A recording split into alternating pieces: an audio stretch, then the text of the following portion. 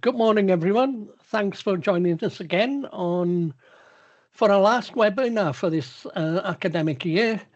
I'll start with a few housekeeping tips. If you have any questions, just drop them in the chat and we'll try to get to them at the end. The session is being recorded, so you will get follow-up links in the next few days from the marketing team to our YouTube site. Feel free to share them with colleagues if you find it of use. Okay then, let's get started. So today I'm going to be looking at data governance and protection and some tools you may have to assist you in managing your data. So by managing data, we're specifically going to be looking at SharePoint as we move on. When you look at data issues many organizations face, there are some common themes. Basically, you have storage sprawl with data constantly increasing. But do you really need that data? Is the data relevant? Do you have multiple copies of files with different people having different versions? Do you need more storage? Who has access to that data? Can users have access to files they shouldn't? Since site owners control permissions to SharePoint, do you fully understand who can access the data? So the important things are, is the data needed? Is it obsolete? Can it be deleted or does it need to be archived? Some common issues here that a lot of organizations face. When you have control of your data, once you've got on top of it, you can control and even save on storage costs, especially with Microsoft reducing the amount of storage education customers get in Office 365. Most of you will remember that last year, Microsoft reduced the amount of storage you got in Office 365 to 100 terabytes plus some for every user. It's not an issue that I've found for most schools, but larger organizations are struggling with the amount of storage they have. By having control of your data, you can ensure that people get access to the most recent and relevant data. And by controlling the access, you make sure you meet regulations like GDPR and ISO and whatever others are out there. The other thing is you keep your data safe from accidental and malicious access internally and externally. So, you know, it's an important issue. The reason I bring it up, as you are, any of you that come to a lot of these meetings are aware, I've talked a lot about Copilot over the last months and even years now. So when you consider Copilot, you have to make sure that your data is up to date and it's secure. The reason being, with Copilot, it uses the Microsoft Graph to find out what access users have to data in OnePoint and SharePoint. So based on the permissions you have there, Copilot has access to that data. So maybe it has access to data that some users don't even know they have. So it's important that you're aware of all of this. The other issue with Copilot is that it uses your own data in Office 365 along with ChatGPT large language models to ground your answers. Or in other words, it uses your data in SharePoint to create relevant answers that are based on your data. Now, if you have multiple versions of a document or have old out-of-date data, how is Copilot going to know which version to use? So the importance of good quality, relevant data is important for a successful rollout of Copilot. Copilot will obviously work in your tenancy. Sorry, excuse me. but the better your data, the better the results you're going to get out of Copilot. Okay, even though I'm going to be talking about SharePoint Advanced Management, you all already have tools in your tenancy to help you manage your data.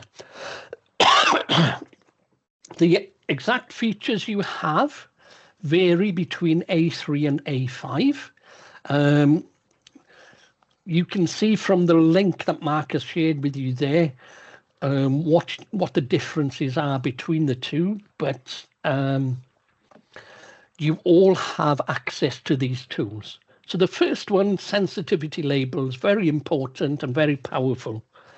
So with sensitivity labels, you create a label such as HR, and then assign users that have permissions to use those labels to the label. So every document then that is tagged with that label is fixed to people that have permissions to that label. Now, Copilot adheres to security settings in the Microsoft Graph. So then you limit access to tagged documents to the users with specific access based on that label. So a powerful tool to ensure your most sensitive documents can be protected quickly. So, you know, if you have an idea of the most powerful documents, set sensitivity labels on them, and that will quickly block it from Copilot searching. Another tool you all have is retention labels. Now, this allows you to set tags on files and folders so that after a set amount of times, files can either be deleted automatically, retained for a fixed period, such as 7 years, then deleted, or prevented from deletion if they're that important to you. It's important to understand your data. Sometimes regulations insist data is kept for a fixed amount of time. But in reality, a lot of files are only useful for a short time, really. So why keep them? So from a Copilot point of view of having relevant data means better responses to your prompts. Microsoft Archive then is very useful. What it allows you to do is keep unwanted data off of the Office 365 site, data that you may want to keep for regulatory reasons maybe, but you don't really need to view those files, so you can archive them off. And the good thing here is, as long as you have enough spare data in Office 365 to cover your active files and your archive files, then it's a free tool for you to use. Then, of course, you've got the SharePoint Admin Center to set up configurations for all the for all your files. Now, one easy trick in here, do you really need 500 versions of a document? So for version history, you can control that and cut that down to maybe save some storage. Another thing to keep an eye out with SharePoint is by default, everyone gets a site policy where the access is everyone excluding external users. So that means everybody gets access to the site. So you need to make sure that that is turned off on sites. So all of you already have these tools, but there are some newish tools from Microsoft. I'll say newish because they've been out for about a year now. So I'm going to move on and look at SharePoint Advanced Management. So what is SharePoint Advanced Management? SAM for short. I hate this. Microsoft use the same acronyms for everything. So don't confuse it with Software Asset Management. SAM is an add-on to Microsoft 365. It adds additional tools which are particularly useful for preparing for Microsoft 365 Copilot.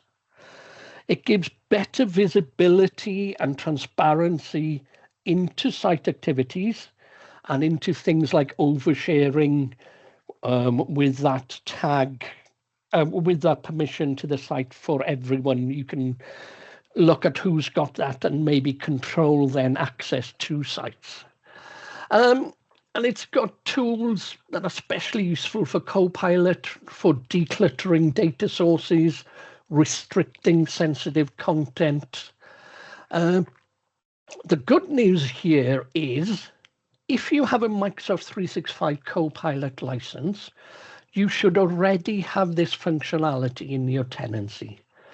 And you can check this by going to the SharePoint Admin Center in your Microsoft 365 admin, and there should be a tab, Advanced Management, in there. If you've got that Advanced Management, if you click on that and the links are active in there, that means you already have SharePoint Advanced Management in your tenancy. So let's look a bit closer at SharePoint Advanced Management and some of the features in there. Now, one of the most important tasks when deploying Copilot and for securing your data is ensure that access to data is limited to the users who need to see it. Assessing SharePoint permissions for each site and making sure sensitivity labels are set is a task that should be done, really. But there's a useful tool in SharePoint, which is restricted SharePoint sites. Now, restricted SharePoint sites allows you to whitelist a SharePoint site when you are confident that security and you've got clean data there. You can put it into this whitelist, and anything in the whitelist is what, once you've set that active, and any site then and subsites you have in your SharePoint are in this whitelist, and the whitelist is what Copilot will then search. So you can start moving through your tenancy and adding sites to whitelist once you're happy that they can be used by Copilot. Having said that, Copilot is still able to access people's OneDrive files, and it's also able to access files shared directly with them from non-whitelisted folders.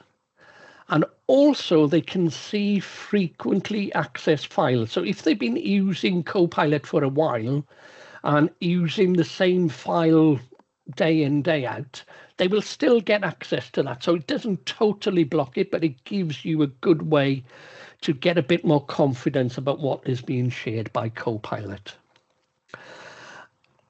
Another useful feature is restricted content discovery. Now, what this does, it allows you to put a flag on a site to stop it being used by Copilot. So this then is the opposite of the restricted SharePoint sites. It allows you to stop a site being searched and grounded by Copilot. The one thing with this feature, though, is it doesn't change any permissions. So users with permissions can still access these files, but they obviously they're not used in Copilot. But you can access them in Copilot by referencing a file, for instance. And another useful feature, I think, not necessarily for Copilot, it's for those with very sensitive data. You can set conditional access policies in Entra that allow you to put even stricter controls on who can access SharePoint. So that's in there as well. SharePoint Advanced Management also adds data access governance reports, or DAG reports.